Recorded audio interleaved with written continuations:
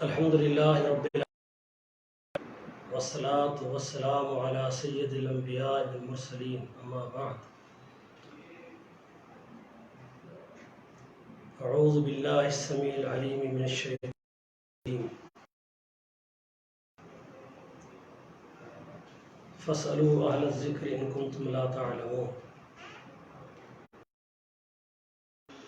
اہل حدیث student federation اس programme میں جس میں انہوں نے کتاب و سنت کے اور امت مسلمہ کے اتحاد کا طریقہ کار پر گفتگو کا آغاز کیا۔ اس پہ کچھ 12-13 منٹ کی گفتگو ہم نے سے پہلے کی تھی۔ اس گفتگو کے بعد کچھ کوشچن آئے ہیں، سوالات، ہم یہ کہ آج ان کا جواب دے دیں، انشاءاللہ پھر نیکسٹ لیکچر دیں گے۔ کہتے ہیں کہ صحابہ کرام، پہلا کوشچن یہ ہے کہ صحابہ کرام کے دور میں صحیح مسلم اور صحیح بخاری نہیں تھی۔ اصل میں بات سمجھنے والی ہے، یہ یوں ہی ہے جیسے کوئی کہے کہ اس وقت مکتبہ دارالسلام سے جو قرآن مقدس جس پیپر اور جس کلر میں، جس تحریر میں پرنٹ ہو رہا ہے، یہ اللہ کے پیغمبر صلی اللہ علیہ وسلم زمانے میں نہیں تھا۔ اس کا یہ معنی تو ہو سکتا ہے کہ اس قرآن مقدس کی موجودگی کا انداز آج کے پیپر پر موجود، لیکن یہ معنی نہیں کہ قرآن ہی نہیں تھا، معاذ اللہ۔ بعین ہی محمد رسول اللہ صلی اللہ علیہ وسلم کی احادیث موجود تھیں، اللہ کے پیغمبر کی احادیث صحابہ زبانیں بھی یاد کرتے تھے اور تحریر بھی کرتے تھے۔ جیسے عبداللہ بن عمر بن عاص رضی اللہ تعالیٰ عنہ فرماتے ہیں کہ میں محمد رسول اللہ صلی اللہ علیہ وسلم کی ہر بات کو لکھ لیا کرتا تھا۔ اس لحاظ سے نبی صلی اللہ علیہ وسلم کا آپ کے زمانے میں ہی مختلف کتب احادیث میں، صحیح بخاری میں، صحیح مسلم میں، ابو داؤد میں، یہ بہت سے دلائل ملتے ہیں کہ نبی صلی اللہ علیہ وسلم کے زمانے میں جہاں قرآن مقدس کی کتابت کی جاتی تھی، اللہ کے نبی وہ لکھواتے تھے صحابہ کو، اس کی کتابت کرواتے تھے، بعین ہی احادیث کی کتابت بھی اللہ کے پیغمبر علیہ السلام کے زمانے میں صحابہ کرتے تھے۔ ایک مستقل عنوان ہے، اس پر اگر کبھی ضرورت ہوئی تو بات کریں گے۔ مقصد کہنے کا یہ ہے کہ صحیح بخاری، صحیح مسلم اور دیگر کتب احادیث میں جو احادیث ہیں اور محمد کریم علیہ السلام کی ذات اقدس تک وہ متناً اور سندن صحیح ہیں، وہ اللہ کے رسول صلی اللہ علیہ وسلم کا دین ہے، وہ شریعت ہے۔ وہ کسی بھی پیپر میں، کسی بھی سٹائل میں، کسی بھی صورت میں امام بخاری، امام مسلم، امام ابو داؤد، جن ائمہ دین نے ان کو مرتب کیا ہے، تو ان کا مرتب کرنا چاہے بعد میں ہے، لیکن احادیث جو ہیں یہ نبی صلی اللہ علیہ وسلم کے زمانے سے لے کر قیامت تک رہیں گی، اور یہ اللہ کا دین ہے۔ لہذا صحیح مسلم اور صحیح بخاری میں نبی صلی اللہ علیہ وسلم جو حدیث ہے، امت کے اس پر اجماع ہے کہ یہ اپنے صاحب کتاب سے لے کر محمد رسول اللہ صلی اللہ علیہ وسلم تک یہ سندن ثابت ہے، متناً ثابت ہے، اور امت کا ان کی صحت پر اجماع ہے۔ یہ صحیح بخاری اور صحیح مسلم صرف خالی پیپر اور بک کو آپ اس انداز سے لیں کہ انہوں نے، امام بخاری، امام مسلم نے کوئی احادیث معاذ اللہ بنائی نہیں ہے، بلکہ پہلے سے موجود رسول اللہ صلی اللہ علیہ وسلم کی احادیث کو کتاب کی صورت میں لائے ہیں اور اس کی سند پیش کر دی ہے تاکہ ان کی صحت کا امت کے سامنے ایک بطور دلیل رہ جائے۔ لہذا صحیح مسلم اور صحیح بخاری اللہ کے پیغمبر صلی اللہ علیہ وسلم کے ان کے اندر جو موجود احادیث ہیں وہ اللہ کے پیغمبر کے زمانے سے ہیں اور قیامت تک انشاءاللہ رہیں گی، اور ان کو بطور دلیل مان کر عمل پیرا ہونا چاہیے۔ صبح شام کے اذکار کا افضل ترین وقت کون سا ہے؟ یہ دوسرا سوال ہے۔ صبح شام کے اذکار کا افضل ترین وقت کون سا ہے؟ تو صبح کے سورج طلوع ہونے سے پہلے پہلے، صبح کی نماز کے بعد سورج طلوع ہونے سے پہلے پہلے یا سورج طلوع ہونے کے قریب قریب جو یہ ٹائم ہے، یہ صبح کا ٹائم شمار ہوتا ہے جب تک سورج بہت زیادہ چمک کر اوپر نہ آ جائے، تو یہ صبح کے اذکار میں آ جائے گا۔ صبح کی نماز کے بعد اور سورج طلوع ہونے تک، سورج طلوع بھی ہو جائے، بعض خاص شروع میں طلوع ہو رہا ہے تب بھی کوئی حرج نہیں۔ تو یہ جو وقت ہے یہ صبح کے اذکار کا ہے، اور غروب آفتاب سے پہلے پہلے جب سورج زرد ہو رہا ہوتا ہے، نماز عصر کے بعد غروب آفتاب تک کا جو ٹائم ہے، نماز عصر سے مراد میری تقریباً آج کے جیسے یہ 6:45 وقت ہے شام کا، لگاتار 4 جمعے چھوڑنے سے کلمہ دوبارہ پڑھنا ہوگا۔ کلمہ دوبارہ تب پڑھنا ہوگا جب آپ عملاً جمعہ نہ پڑھنے کے بعد عقیدتاً بھی انکار کر دیں کہ جمعہ کوئی ضروری نہیں ہے، جمعہ نہیں پڑھنا چاہیے، جمعہ کی کوئی حیثیت نہیں ہے، سے روکیں، خود بھی عمل نہ کریں، جمعے کے ساتھ آپ کا عقیدتاً یہ ہوگی یہ کوئی ضروری نماز، تو یہ عملاً اگر ایسا کرتا ہے تو اس کو کلمے کی ضرورت ہے، کلمہ اس کا موجود ہے، اور عقیدتاً ایسا کر دے، اعلانیہ اس کا اظہار کر دے، یا دل کے ساتھ عمل کے ساتھ زبان سے بھی کہہ دے کہ جمعہ پڑھنا کوئی ضروری نہیں ہے، کوئی فرض نہیں ہے، کوئی اس کی حیثیت نہیں ہے، پھر بندہ کفر میں چلا جائے۔ واللہ اعلم۔ کیا کرونا وائرس اللہ کی آخری وارننگ ہے؟ اس قسم کی گفتگو کتاب و سنت سے قطعاً ثابت نہیں، یہ اللہ ہی کو علم ہے کہ ان اللہ عندہ علم الساعہ، کہ قیامت کب آئے گی اور اس کا معین وقت کون سا ہے۔ تو اس سے پہلے تو بڑی بڑی علامات کبریٰ بھی رہتی ہیں جن کا ظہور ہونا دنیا میں باقی ہے، لہذا کرونا وائرس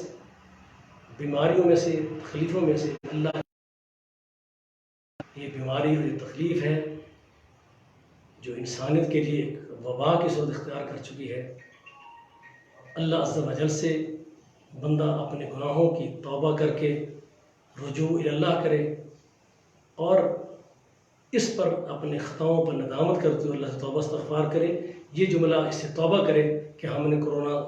نہیں بلکہ اسے لڑنا ہے، نہیں، ہم نے کرونا کو اللہ کی ناراضی کا سبب سمجھتے ہوئے اللہ سے ڈرنا ہے اور اللہ سے عافیت مانگنی ہے، ہم اللہ کی کسی نازل کردہ عذاب سے لڑ نہیں سکتے۔ کچھ ویڈیوز ایسے ملی ہیں مالک جس میں بتایا گیا کہ امام مہدی کا ظہور ہو چکا ہے، یہ بات غلط ہے، امام مہدی کا ظہور نہیں ہونا۔ جس گروہ کا یہ عقیدہ ہو کہ امام مہدی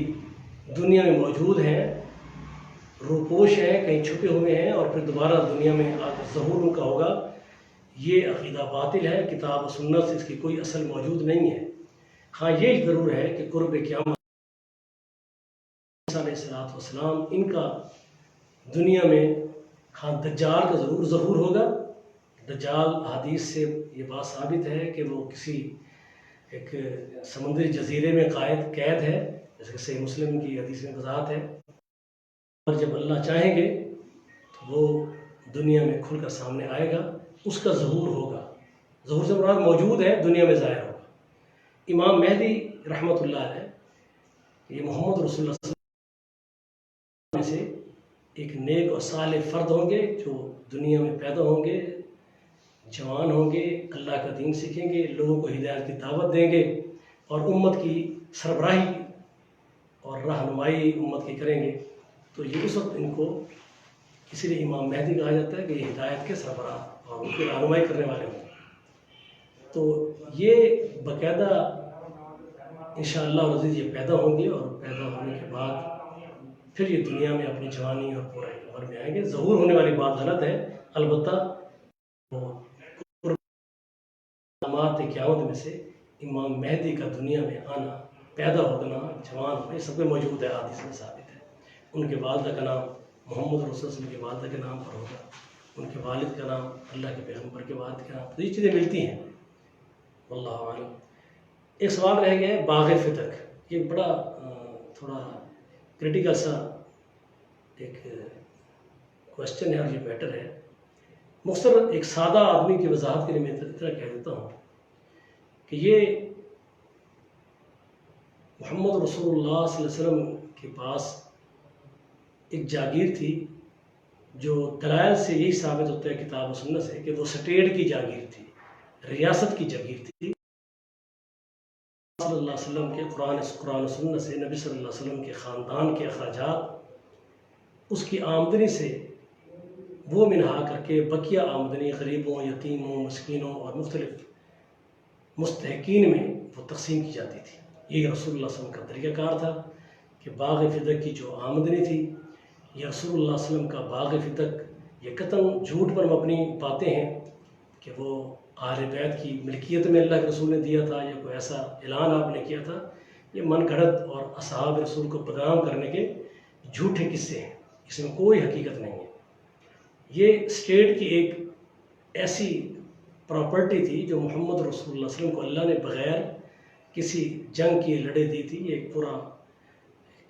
وضاحت کے ساتھ قرآن مقدس میں اور احادیث میں یہ چیپٹر موجود ہے۔ تو نبی صلی اللہ علیہ وسلم اس کی آمدنی کو اپنے اہل بیت پر بھی خرچ کرتے تھے، ان کی ضروریات کی حد تک ان کو، اور بقیہ آمدنی غریبوں، یتیموں، مسکینوں، مسافروں، امت کے دوسرے لوگوں میں آپ خرچ کرتے تھے۔ تو بعین ہی آپ کی وفات طیبہ کے بعد صدیق اکبر رضی اللہ تعالیٰ عنہ نے اس باغ فدق کی آمدنی کا نظام وہی رکھا، اخراجات کا طریقہ بھی وہی تھا جو رسول اللہ صلی اللہ علیہ وسلم کا تھا۔ تو اس پر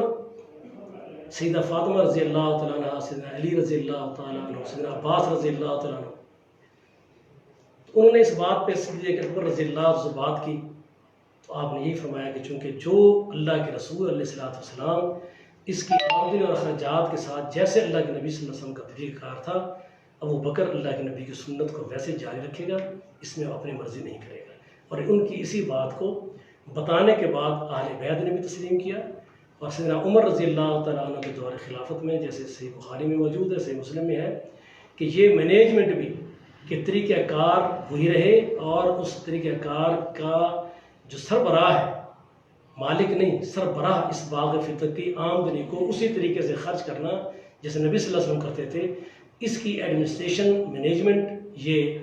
سیدنا فاروق اعظم رضی اللہ تعالیٰ عنہ نے سیدنا علی اور سیدنا عباس کو دی تھی رضی اللہ عنہ۔ سیدنا علی رضی اللہ تعالیٰ عنہ کو حسین کے پاس، تو اس کی مینجمنٹ ان کے پاس رہی ہے۔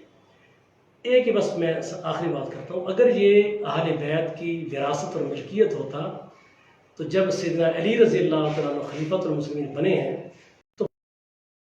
کیونکہ موویبل پراپرٹی تو نہیں تھی کہ اٹھا کہیں لے گیا تھا، وہاں پر نہیں، وہیں پڑا تھا، باغ بھی موجود تھا، وہ قطع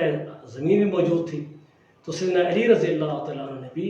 اس پورے باغ فدق کو یا یہ جتنی پراپرٹیز تھیں انہوں نے سیدنا حسنین کو نہیں دی، یا حضرت عباس یا ان کے دوسرے یا ازواج مطہرات جو اللہ کے نبی کی بیویاں تھیں، نہ ابو بکر نے ایسا کیا، نہ عمر نے، نہ عثمان نے، نہ علی نے۔ وہ سارے جانتے تھے کہ یہ جتنی بھی پراپرٹی ہے یہ ملکیت یا آنرشپ نہیں ہے کسی خاندان کی، بلکہ یہ رسول اللہ صلی اللہ علیہ وسلم کے خاندان کی ضروریات، اہل بیت کی ضروریات پوری کرنے کے بعد اسٹیٹ کی ملکیت میں رہے گا۔ اسٹیٹ اس کے اخراجات اہل بیت کے بھی کیا، ان کی ضروریات کے بعد جو باقی مال ہوگا وہ غریبوں میں تقسیم کرے گی۔ سیدنا علی رضی اللہ تعالیٰ نے بھی وہی عمل جاری رکھا، ایسا قطع نہیں کیا کہ وہ خاندان اہل بیت میں یا اہل بیت میں یا اہل بیت کے افراد میں ان کی ملکیت دے دیتے، انہوں نے بھی ایسا نہیں کیا۔ اگر ان کا طریقہ کار ہدایت اور حقیقت پر مبنی نہ ہوتا تو سیدنا علی رضی اللہ تعالیٰ عنہ بھی اس کو اسی طریق پر باقی نہ رکھتے بلکہ اہل بیت کی وراثت میں دے دیتے۔ ان کا ایسا نہ کرنا سیدنا علی رضی اللہ تعالیٰ عنہ کی عمل سے بھی یہ دلیل موجود ہے کہ صدیق، فاروق، عثمان، علی رضی اللہ عنہم سب اللہ کے رسول کے صحیح جانشین تھے اور صحیح طریق سے پیغمبر کے دین کو جاری ساز رکھا ہے۔ بعض بدبخت اور بد نصیب لوگ ہیں جو مختلف انداز کے بھونڈے طریقہ کار اختیار کر کے نبی صلی اللہ علیہ وسلم کے صحابہ پر بدظنی اور بدگمانی اور بد زبانی کرتے ہیں۔ اللہ ایسی بد عقیدگی سے اور خباثت سے ہمیں محفوظ رکھے۔ ہمارا